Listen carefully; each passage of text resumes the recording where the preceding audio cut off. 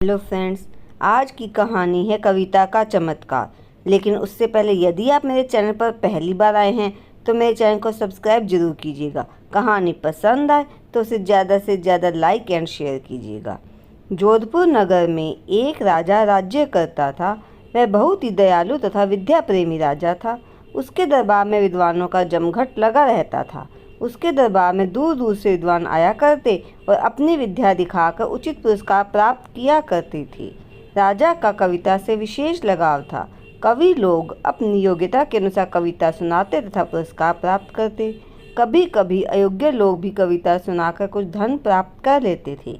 राजा के दरबार से कोई भी विद्वान खाली हाथ नहीं लौटता था। इसलिए राजा सभी राजाओं में महाविद्या प्रेमी कहलाता था। जोधपुर नगर से कुछ दूरी पर एक गांव था। उस गांव में एक अत्यंत निर्धन ब्राह्मण अपनी पत्नी के साथ रहता था। उसकी पत्नी ने विद्या पारखी राजा के विषय में सुना। उसे किसी ने बताया कि उसके यहाँ से कोई भी ब्राह्मण खाली हाथ नहीं लौटता है।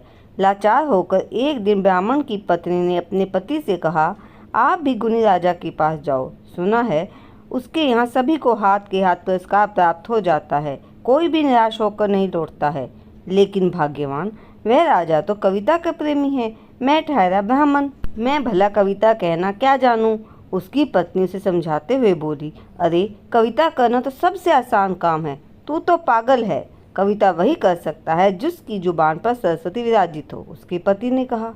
उसकी पत्नी गुस्सा होते हुए बोली, व्यर्थ का दिमाग खराब करते हो, जाओ कोई तुकबंदी करके दरबार पहुंचाओ, कुछ तो मिल ही जाएगा जिससे कुछ दिनों के दाल रोटी का प्रबंध हो जाएगा। इस प्रकार उसकी पत्नी उसे प्रतिदिन कहती रही। पंडित बार बार उसे समझाता कि यह काम सरल नहीं है, लेकिन नारी हट तो नारी हट होती है। पंडित अपनी पत्नी के हट के आगे हार गया। वह बेचारा बिना कविता के ही राजा के दरबार में जाने की तैयारी करने लगा। उसकी पत्नी ने बाजरे की रोटी बनाकर एक अंगोछे में रखकर उसे दे दी। ब्राह्मण चल दिया। चलते चलते दोपहर हो गई। धूप बहुत तेज थी। ब्राह्मण को भूख भी लगने लगी। वह एक तालाब के पास पेड़ की छाया के नीचे बैठ गया। उसने अपने कंधे पर लटके अंगोछे को खोला, उसमें से बाजरे की रोटी निकाली। रोटी सूख गई थी, इसी कारण वह रोटी को पानी में भिगोकर खाने लगा। इसी बीच ना जाने कहां से वहां पर एक कौवा आ टपका। वह कौवा बार बार पानी में अपनी चोंच भिगोता और रगड़ता था। बेचारा पंडित कवि नहीं था, किंतु फिर भी वह सारे रास्ते कविता बनाने की चेष्टा कर रहा था। लेकिन उससे कोई विषय ही नहीं सूझ रहा था। उसे कोई दृश्य घटना भी नजर नहीं आ रही थी जिसके आधार पर वह कविता बना सकता। किंतु जैसे ही उसने कौवे को चोंच रगड़ते देखा, वैसे ही उसके मन में पंक्तियां अचानक पैदा हो गई। उसने तुरंत ही तुकबंदी करने की चेष्टा की। घिसता है फिर घिसता है, समसम गिरता पानी, तेरे मन की बात कालिया सारी मैंने जानी। ब्राह्मण खुशी से उछल पड़ा। वह स्वयं से बोला, वाह, यह तो कविता बन गई, अच्छी खासी कविता। वह गर्व से फूला नहीं समाया। वह वहाँ से सीधा राजा के दरबार में पहुँचा। एक बार फिर उसने अपनी कविता दोहराई। मन ही मन कहा कि क्या शानदार कविता बनी है। राजा ने उसे बुलाया। पंडित अपनी तुकबंदी की प्रशंसा करते हुए बोला, राजन, मैंने एक श्रेष्ठ रचना रची है, आप कहें तो मैं आपको सुनाऊं? अवश्य पंडित जी, राजा उसका सम्मान करते हुए बोला। पंडित जी ने अपना गला खखारा और कहना शुरू किया, घिसता है फिर घिसता है, समसम गिरता पानी, तेरे मन की बात कालिया सारी मैंने जानी। राजा ने पंक्तियां सुनकर कहा, पंडित जी, इन पंक्तियों में कौन सी खास बात है?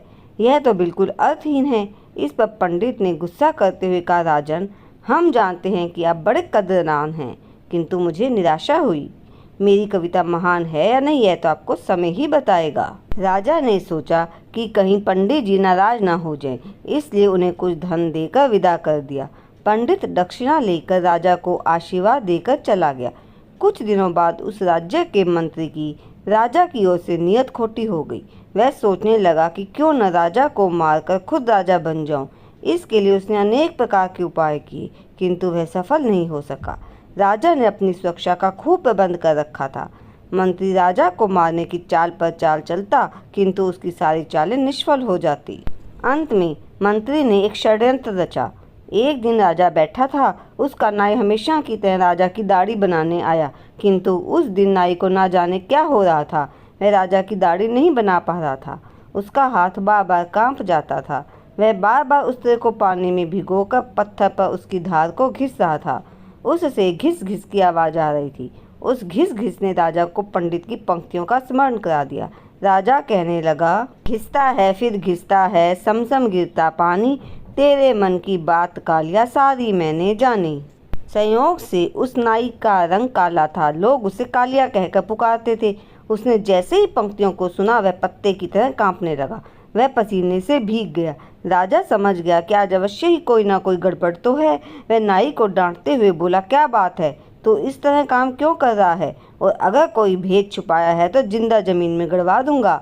नाई ने सोचा कि राजा मेरे मन की बात तो जान ही गया है, इसलिए वह राजा के पैर पकड़ कर बोला, अन्नदाता मुझे क्षमा कर दीजिए, मेरा इसमें कोई दोष नहीं है। ऐसे तो आप मेरे मन की सारी बात जान ही गए हैं, फिर भी मैं आपको सब कुछ बताऊंगा।